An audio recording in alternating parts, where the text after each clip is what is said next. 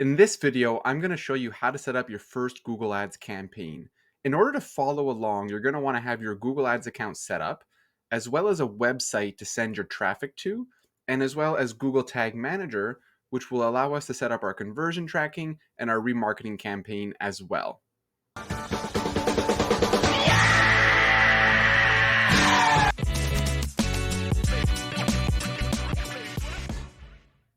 So we are in this new Google Ads account that's pretty empty. So it'll be a great playground for us to build this new campaign, and it should look a lot like your account that you've just set up. If your account does not look like this, you may be in smart mode or beginner mode. So if you are, you're going to want to go up here to tools and settings, and there should be a button here to switch to expert mode. That's going to give you this layout here where we'll have a lot more control to set up our campaigns. So within this Google Ads account, I do have this brand campaign that I previously set up. But for the context of this video, I want to set up a campaign for this Google Ads audit. So the PPC Marketing Toolbox is an educational resource to help people run their own ads. With that, I do have courses planned down the line, but those aren't ready yet. So what I do have here are some resources, a couple of free and one paid. So for the case of this campaign, I'm going to try to send traffic to this Google Ads macro audit to see if we can drive growth and subscriptions to our newsletter. So this is a type of lead magnet where the user, to get the resource, they have to provide their email, then they have to opt into the newsletter, and then they get access to this Google Ads audit template. So this is essentially a Looker Studio template that helps businesses basically take that report, copy the data to their Google Ads account, and that allows them to actually audit their account with all of these pre-made tables, and it just gives a lot of insights into the different match types and everything, like I have here. So for the purpose of this video, let's create a campaign to see if we can drive users to this page, get them to get the audit report, and grow our newsletter list that we have here. So now that we have our context and our goal in mind, we're going to go ahead and create a campaign with the goal to get those newsletter signups for that Google Ads audit download. So the first step is to go here into the blue check mark and click New Campaign. Here we can choose an objective, or you can continue without any guidance. In this case, we can go ahead and select leads, and then we can see here, it's asking us essentially what conversions goals do we want to use for our leads. So we haven't actually set up the conversion tracking for our goal yet. So I'm going to leave this as is for now, and we'll come back to it afterwards to add our conversion tracking after we've set up our campaign. So we're going to go ahead and go continue. And here we have the different campaign types that Google offers. So search, whenever someone says Google Ads, if they don't say anything else, they're almost always referring to search. So this is the core product of Google Ads that's been around the longest. And it's based on keywords, where you're targeting keywords that are relevant to your offer. You're driving users to your website with the goal to get them to take an action. So that's a search campaign. There are a lot of other campaigns that you can explore as well, but they tend to blend demand generation and demand capture. So search is a very capture campaign format where the user is already looking for something. These other campaign formats tend to be more display in nature, which can be good for building awareness and demand. And of course, there's also shopping as well. So for this case, with the goal to send users to our website to get those newsletter subscriptions and that get them to download our tool, we're going to use a search campaign because we're going to go after keywords of people looking for Google Ads audit and related terms as well. So here we have select the ways that you'd like to reach your goal. So we're going to select lead form submissions. And then we can give our campaign a name here. So I'm going to call this S for search, Google Ads audit, newsletter sign up. So that's our goal. So that'll be the name of this campaign. And then we're going to go continue. So in terms of bid strategy, this is asking us what bid strategy do we want? We can start with conversions.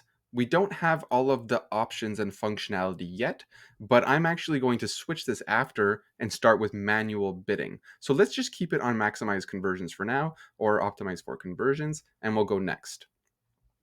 It's very important that you do not use the search network or the display network. If you have a large budget and you're open to testing it, you can test it. But as a default, I recommend that you don't use it unless you just want to get experimental and you're looking for more ways to reach your audience in different places. But for the most part, I would recommend to not use these two settings. Here for our locations, the first thing you're going to want to do is make it a little bit more narrow. But again, we're going to visit this later with once we have more functionality. I'm going to go here, just select Canada, and then I'm going to do people in or regularly in your targeted locations. That'll be better than if with this one here, because the default is people in or interest in. And say you're in the United States, it's almost guaranteed that anybody in the world is interested in the United States. So your targeting will actually go to people in different parts of the world that might not be relevant to your business. So certainly you're going to want to switch this to presence in or people regularly in your targeted locations. I'm going to keep it as English. In terms of audience segments, this is actually a really good thing to add. You don't have to add it in a targeted fashion. You can actually add it as an observation audience. And what that will allow you to do is actually go visit those audience insights to get a better understanding of how the different audiences perform without limiting yourself to those audiences. So there's no downside to setting up observation audiences. So in this case, because we're trying to get people about a Google Ads audit, they're obviously going to be interested in advertising and marketing services. They might be interested in SEO.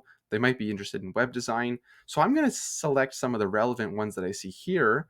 And that could allow us to then do bid adjustments down the line if we see that one of these audiences performs really well.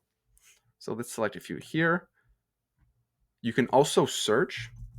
We can just go see if there's any relevant ones around Google Ads.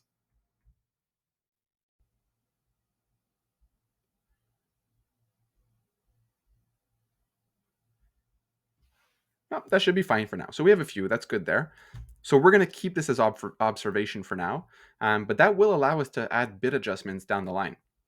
We're going to keep this as off and use our own match types. We're not going to tell Google to only use broad. We're going to keep this as off here. We can then see our more settings, and everything here looks really good. So now we're going to go ahead and click next. Here, we're going to enter a couple of keywords. I'm going to do it really quickly because I like to go set this up afterwards out of this setup process. So let's just use the keyword Google Ads audit. Let's go grab this URL, put that there.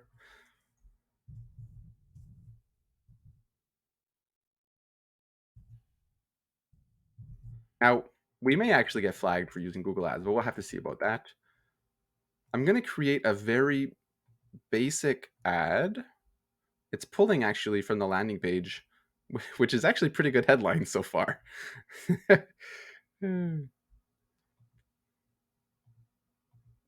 We can optimize these later. I'm just going to set it up quickly so we can move on to the rest of the setup process. These are also really relevant as well. To beef up your ads, you can add these different assets of site links, callouts, your business name and logo. Those are really relevant to add as well, and you should add those and take the time to do that. So we're going to go ahead and go done. We're going to click next. Budget. Okay, we're not going to spend that much. For now, I'm going to set this to $30 a day. I'm going to pause it right after it launches though. But what I'll actually do is I actually do want to test this campaign. So I'm going to actually run it after we optimize it. We're going to run this campaign, and then I'm going to check back in 2 weeks or so and provide some insights into how it's all performing. So now that we've actually launched our campaign, we can go back here to all campaigns. And we're going to go ahead and pause that right away. So now that the shell has been paused, and now that we're in this setting, we can use these toolbar here to basically go around, dig around, and finalize the setup and make sure that everything is good. I just wanted to get out of that setup process because we're going to have a lot more functionality now. So now let's dig in here. So now we have our campaign here, and we verified the campaign settings, we changed the bid strategy, and we verified the account settings as well. So we're going to go now and dig into the bones of the campaign, which is essentially the ad group structure and the keywords. So the way that this works is an ad group is what combines a keyword to an ad and a landing page. So you're basically bucketing those three elements together to make a cohesive journey for the end user. So what you're trying to achieve is that when somebody looks for a specific topic, you show them a specific ad and you send them to a specific landing page. And the idea is that you want to create a really relevant flow for the user so that everything is really showing them exactly what they're looking for. Because the more alignment between what you're showing them and what they're looking for, the much higher your conversion rates will be. So you can think of ad groups as these different clusters of those three things. It's really the intent of the user and what you're showing them in return. So when you have a campaign, you can actually have multiple ad groups and they can be quite different from one another. And that's okay because every ad group will have its own keywords and its own ad and its own landing page. So that's the essential structure of a Google Ads account or a campaign, sorry. So for this case, our ad group is essentially going to be our Google Ads audit template. Google audit template. We'll just call it that for now. So the first step is to go after our keywords and our ads. So we should do a little bit of keyword research.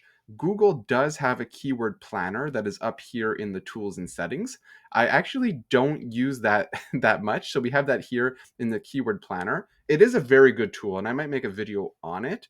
But just in terms of doing work a bit quicker, I really love this other tool that's called Keywords Everywhere. It's a very cheap tool. It costs me about $15 a year.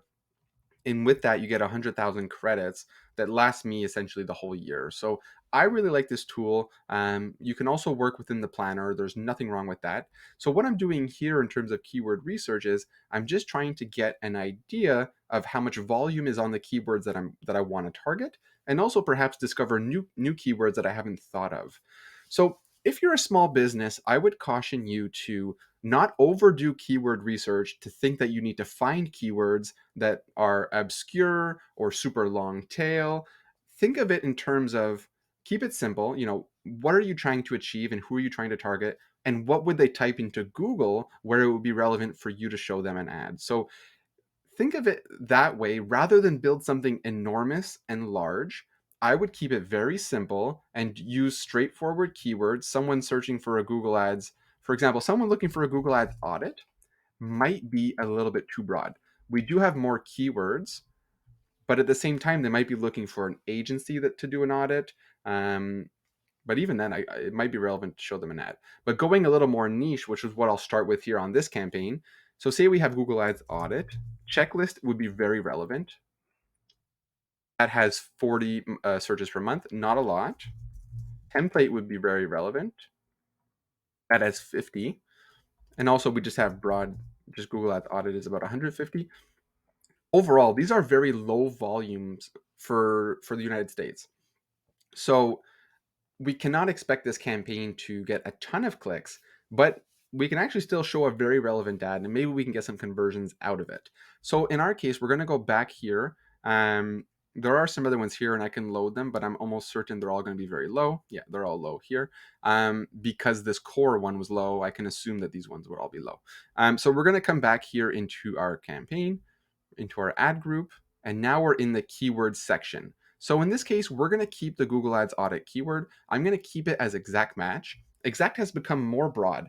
And because we're using a manual bidding campaign, I tend to try to use only exact match with a manual campaign. Once you start spending more and you start using automated bid strategies, I do blend broad match with exact match. But if you're using a manual bidding campaign, I would recommend to keep it as exact match. And what I'm going to do is just put it at $1. That's very low for a Google Ads campaign. But now I'm going to add a couple of more keywords.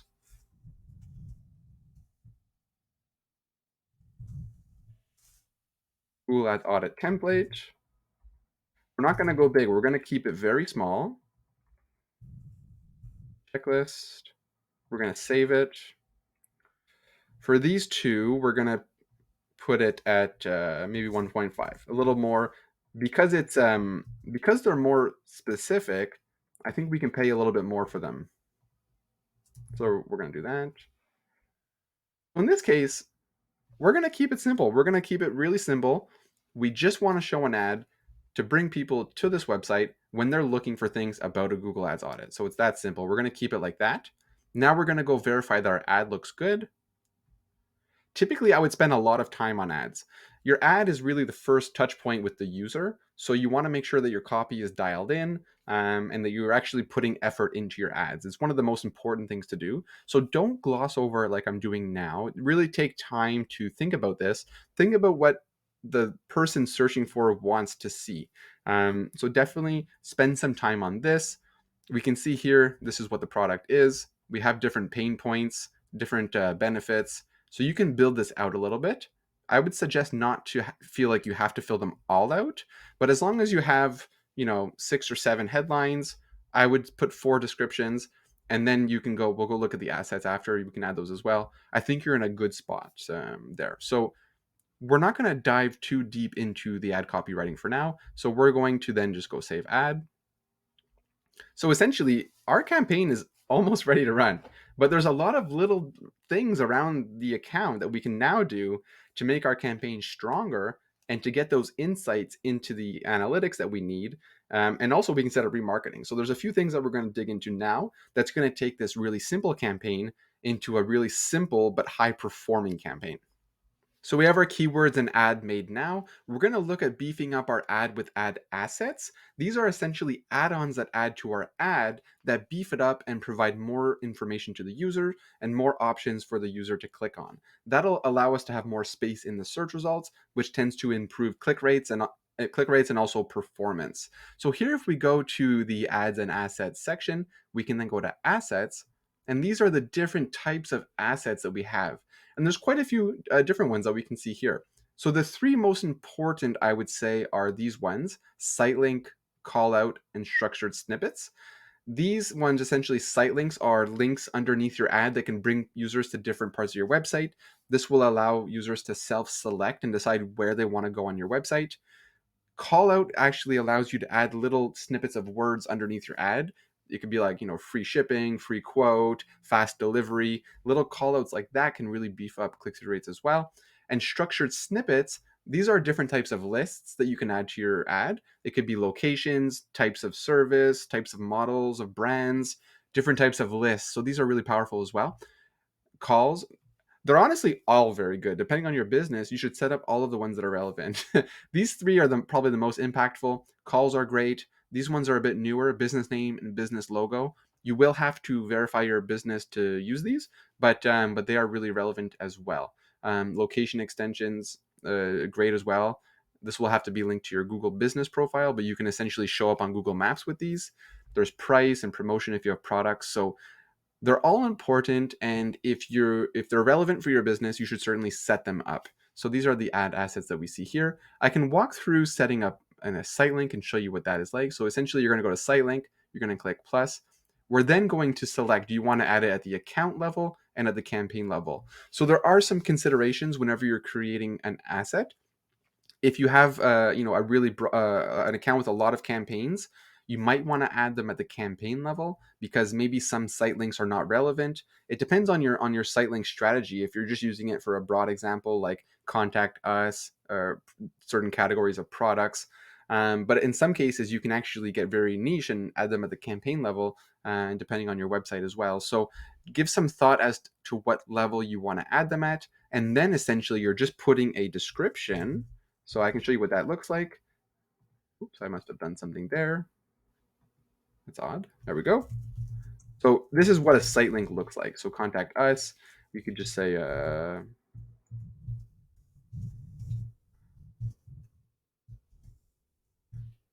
contact us for a free quote, something like that. And then you would just put your contact URL here, and they show up as these things underneath your ad. So these are the different assets. I won't go through every single one of them, but they're all very similar in the way you build them, just like I showed there. And they're very powerful. So I would suggest that you actually do use them here. Next, I just want to go verify. So we're going to go click on our campaign here. We're going to go verify our locations. So we did set Canada when we set it up. I'm going to add the United States as well.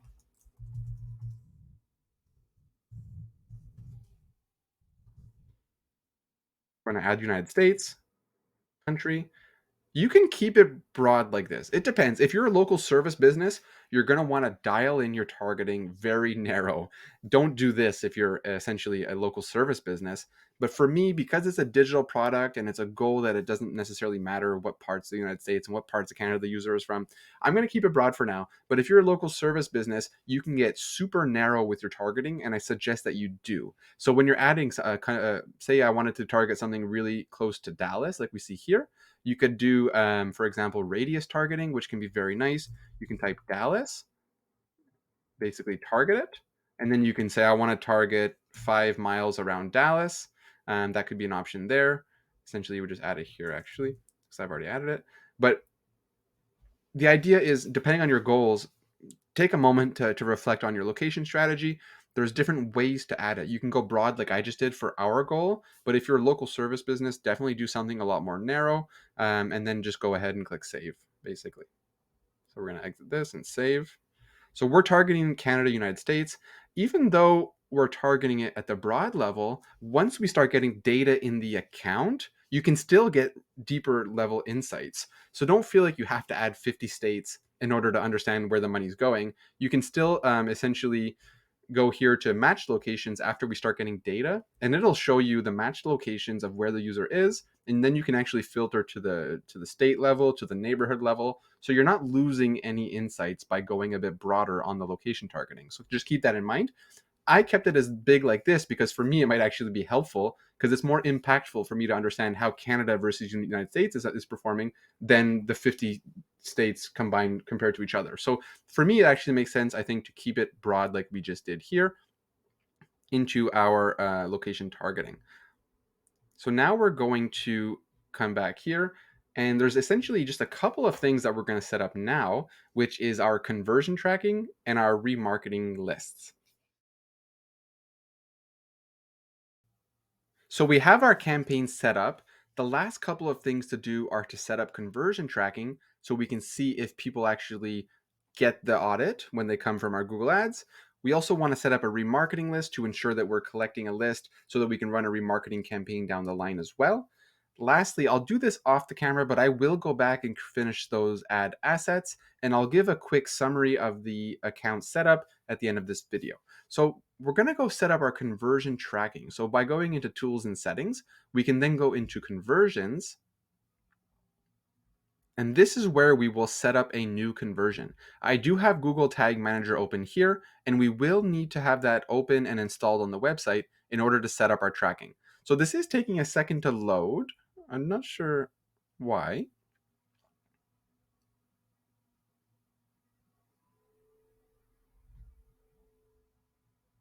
There we go. Okay, sorry about that. So we're going to go new conversion action, website. We're going to, yeah, that's frustrating. This is a new thing that was added. We essentially have to give it a website, but then it's not really going to be able to do anything. So now we're going to add a conversion manually. Select category. This is going to be, we could choose, in this case, submit lead form or sign up because it is a newsletter. I'll click sign up in this case. Yeah, we're going to keep this, we're going to put this as an account default yes. It's a primary action, and we're going to call this Google Ads Audit Newsletter Sign Up. That's pretty descriptive. We can see that there. In this case, we could use a value or not use a value. I'll put a value of $50. We're going to select one. So if somebody basically converts multiple times, we only really got their email once. So I'm going to select one for this case. I'm going to keep all of the view through and conversion windows as the standard. And in this case, I'm going to make sure to uncheck enable enhanced CBC, and we'll leave that at that. Down the line, we could set up enhanced conversions, but I won't for now. So we're going to go done. Turn that off for now. Save and continue.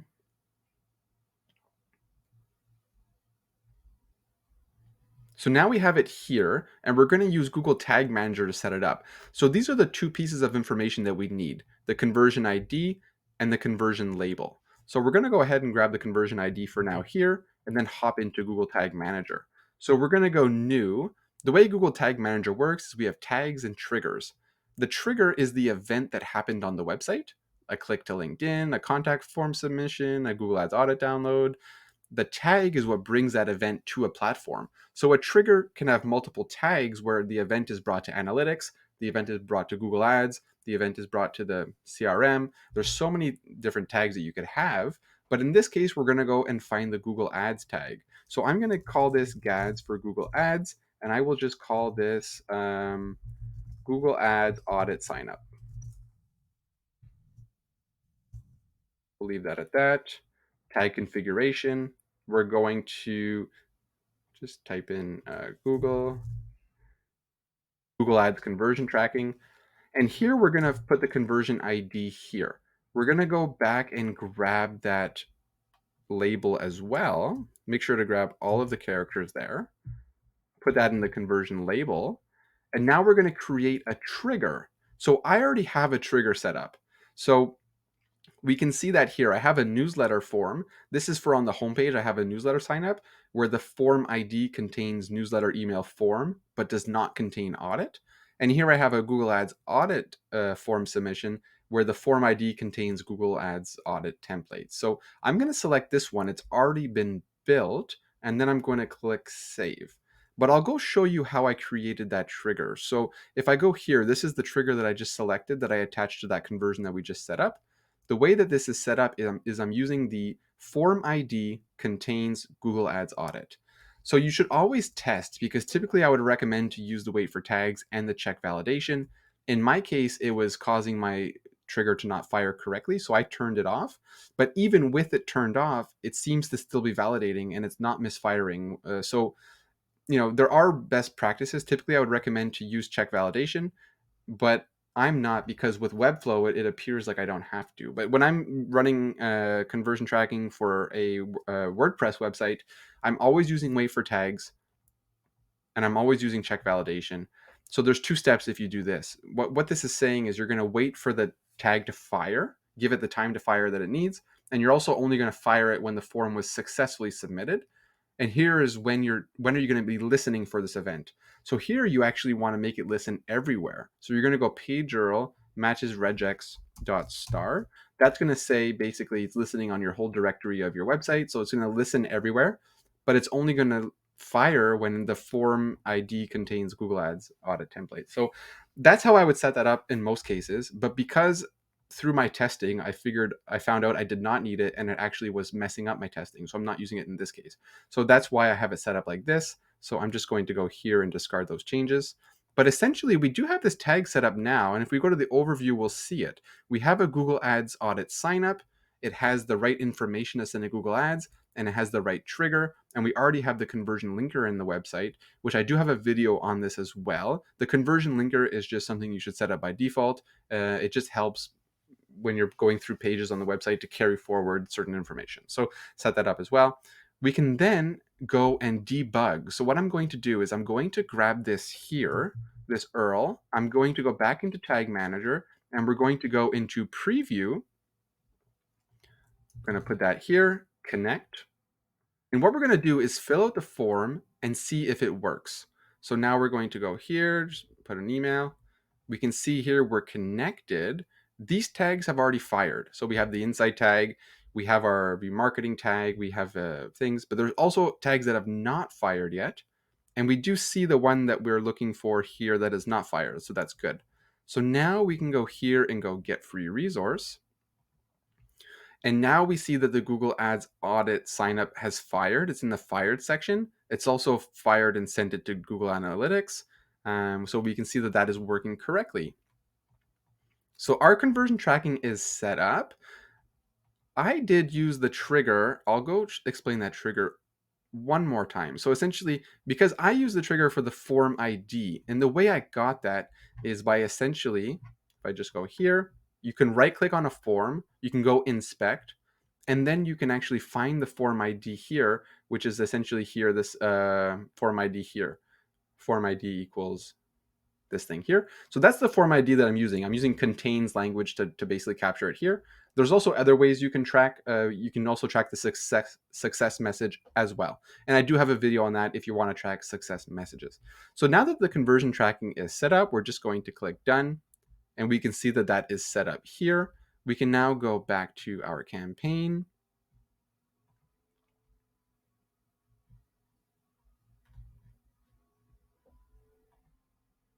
Go back to our campaign here. Go into the Google Ads audit. Go to settings. I'm going to change it actually to only optimize for that conversion. So we're going to now go into goals, use campaign specific, and now we can go to signup. So we're basically going to optimize for signups, and that's going to affect what shows in our column of conversions as well.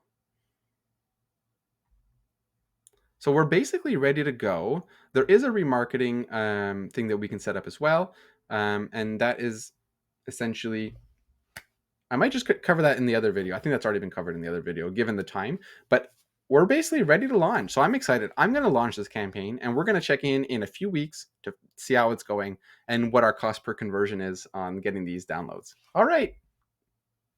Good luck. So we have our campaign set up here. I'll just take 1 second to go through it and just walk through the account one more time. So we have our single ad group here. Within our ad group, we have different keywords, just 3 simple keywords.